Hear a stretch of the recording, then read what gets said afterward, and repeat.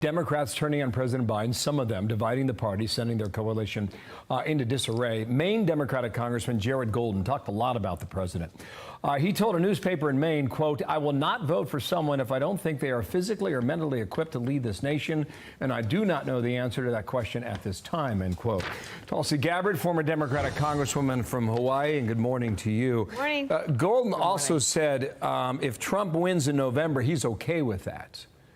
Which might be a reflection of his district in upstate Maine, because there are a lot of Trump voters from where he comes from. How do you see it right now, Tulsi, and good morning to you. Hey, good morning. It's good to see you both. I think it's crazy that it's seen as an act of courage for a member of Congress to say what is so clearly obvious to anybody who's paying attention, to the American people. I think what has become very clear to the Democrats is obviously they don't care about Joe Biden.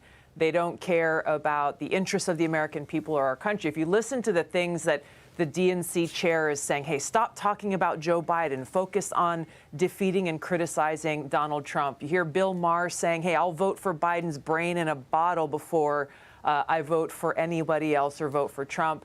Whoopi Goldberg, you hear this same refrain where they don't actually care about Joe Biden.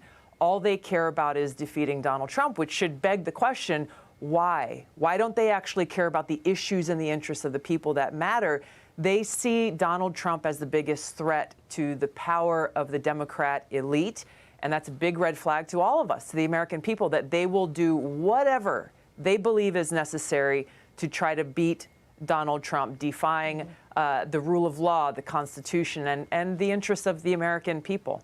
I feel like with Congressman Golden saying that he needs assurances on Biden's health before he'll vote for him means that he already has his answer on what those assurances are, and he is not reassured. There's also the question then, okay, then if what happens, right? If Kamala Harris were to be put forward as the nominee or even become the president before the election. The headline in the New York Times is, for Kamala Harris, the challenge of getting ready without getting ready.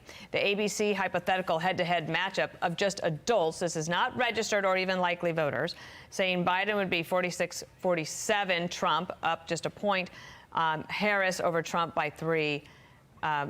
Again, that's just adults, not registered or likely voters. So you've been on stage with Kamala Harris. You saw that tension between her and, at the time, former Vice President Biden.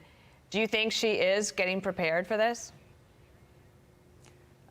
First of all, if you are the vice president, your job description is to be prepared to be president on a moment's notice. So the fact that even the New York Times is even raising this question, is she getting prepared or can she get prepared, is very revealing and again shows the truth, something that I have said since 2020 when we were both running for president in that Democratic primary. She is not prepared and is not capable of serving our country as president and commander-in-chief. She wasn't then and she's not now. That's very, very clear. But also, whether it's Biden at the top of the ticket or if they elevate Kamala Harris to be at the top of the ticket, either way, if the Democrats win, we will see a President Kamala Harris. That is certain.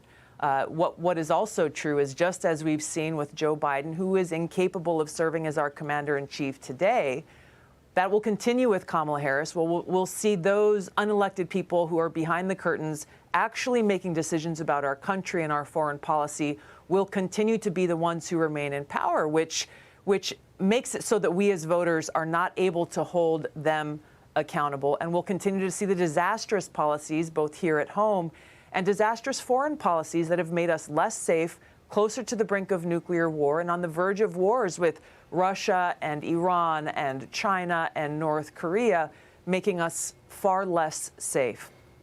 Tulsi Gabbard, thank you for coming on. At one time, you said the country should be afraid of Kamala Harris. That's strong language. That is still true today. Wow. Thank you for your time. We'll talk down the road. Thanks. Thank you.